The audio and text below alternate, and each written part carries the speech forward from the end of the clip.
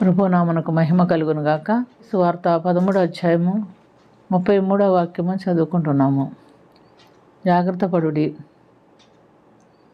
మెలకుగా ఉండుడి, ప్రార్థన చేయుడి, ఆ కాలం ఎప్పుడు వచ్చినో మీకు తెలియదు. ప్రభు రాకడ సమయం గురించి ప్రభు ఇక్కడ ఇస్తున్న హెచ్చరిక మనం చూస్తున్నాం. ప్రియమైనటువంటి దేవులారా, మెలకుగా ఉండుడి, ప్రార్థన చేయడం అనే అంశం మనలో తక్కువ ఉంటుంది, కానీ జాగ్రత్తగా ఉంటాం. విన్నప్పుడల్లా అయ్యో అక్కడ జరుగుతుంది, ఇక్కడ జరుగుతుంది, సూచనలు కనపడుతున్నాయి, ప్రభు వచ్చేస్తాడేమని మన మనసు ఆరాటపడుతుందే, కానీ వాక్యానుసారమైన జీవితం మనము జీవించలేకపోయాము. ఇంకో చోట మనం చూస్తే దేవుడు అంజూరపు చెట్టును కూర్చున్నట్టు ఉపమానం చెప్తున్నట్టుగా మనం గమనిస్తున్నాం. దాని కొమ్మలు లేతదై చిగురించినప్పుడు ప్రభు అక్కడికి సూచనలు కనపడుతుందని దేవుడు చెప్పినట్టుగా మనం గమనిస్తున్నాం. ఆయన సమీపంగా ద్వారమున ఉన్నాడని తెలుసుకొనుడి అని చెప్పుకున్నాడు. ఆకాశం భూమి గతించును కానీ నా మాటలు గతించవు.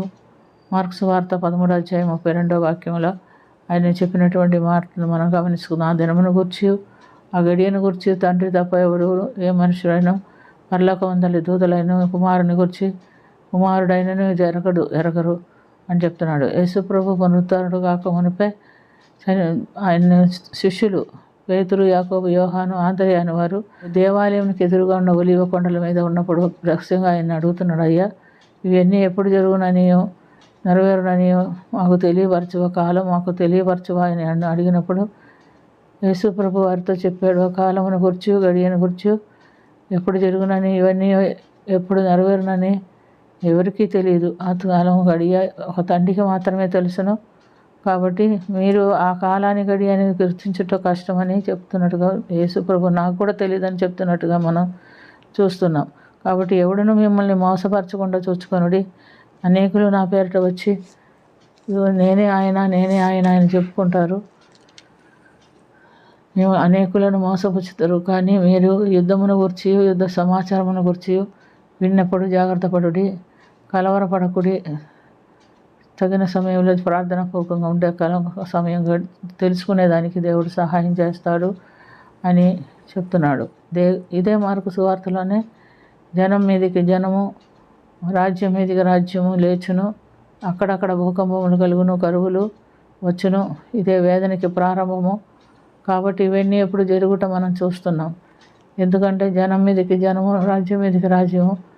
అబ్రహాముకు వాగ్దానం చేసి ఇచ్చిన జనాలు 2 జనముగా మనం చూస్తున్నాం. ఒకటి ఇష్మాయేలు వంశస్థులు, ఒకరు ఇస్సాకు వంశస్థులు. ఈ జనం మీదకి జనం వారు లేస్తున్నారు, యుద్ధం చేస్తున్నారు. ప్రస్తుతం అది జరుగుతున్నట్లుగా మనం గమనిస్తున్నాం. అయితే అక్కడక్కడ కరువులు, భూకంపములు జరుగుతుంది. యుద్ధములు, యుద్ధ సమాచారములు, భూకంపములు కలుగుచున్నవి. ఇవన్నీ మనం చూస్తున్నాం. ప్రియమైనటువంటి దేవునులారా, ఇవన్నీ జరుగుతున్నవి కనుక కొన్ని ఉపమానాలు జరుగుతుంది. అదంతా వేదనకి ప్రారంభం అని చెప్పున్నాడు. అయితే కాలము గడియే ఎప్పుడు ఎవరు చెప్పలేరు. కానీ ఇప్పట్లో మనం గమనించినప్పుడు మరి ఫలానా టైంలో యేసుప్రభు వస్తున్నాడు అని మనుషులు చెప్తున్నారు. ఒక బైబిల్ గ్రంథంలో ఉన్న లెక్కలను చూసే వాళ్ళు చెప్తున్నారు. కానీ అది నిజమో కాదో అలా గ్రంథంలో లెక్కలు యేసుప్రభుకు తెలీదా? ఒకవేళ అలాగా ఆయన కూడా లెక్క చూసి చెప్పేవాడు కదా.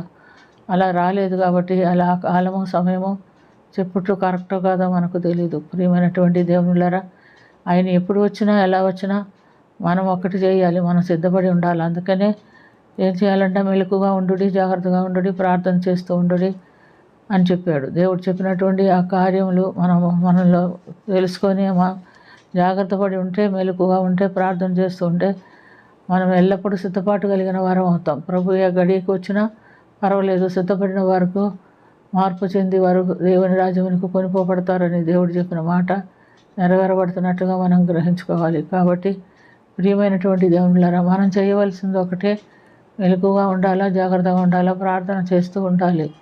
అది మనం చేయవలసినటువంటి పని. అలా ఉండగలిగితే దేవుడు ఏ సమయంలో వచ్చినా మనం భయపడవలసిన అవసరం లేదు. ఆయన్ని ఎదుర్కొన్నట్టుగా దేవుడు మధ్యాకాశంలో మనం కూడా కొనిపోబడతామని ఒక మాట గమనించుకుంటూ జీవించేదానికి దేవుడు మనల్ని హెచ్చరిస్తున్నాడు. ఆ ధన్యత కొరకు మనం ప్రార్థన చేసుకుందాం. ప్రేమ కలిగిన తండ్రి, నాయన నువ్వు చెప్పే అనేకమైన సూచనలు జరుగుతున్నవి మేము చూస్తున్నాం. అయితే ఇక్కడ ఉన్నాడు అక్కడ ఉన్నాడు అని చెప్పినప్పుడు మీరు భయపడొద్దు, మీరు వారి వెంట పరిగెత్తొద్దని చెప్పి ఉన్నాడు. కనుక ప్రభువా, మేము స్థిరముగా నిలబడి నీ వాక్యంలో ప్రార్థనలో స్థిరపడేటట్టు మీరు మాకు సహాయం చేయమని, వాక్యానుసారమైన జీవితం మేము జీవించినట్లుగా, పరిశుద్ధ జీవితం మేము జీవించినట్లుగా మీరు మాకు సహాయం చేయమని యేసుక్రీస్తు పుణ్యనామమున మిక్కిలి వినయంతో అడిగి వేడుకొంచున్నాము తండ్రి. ఆమేన్.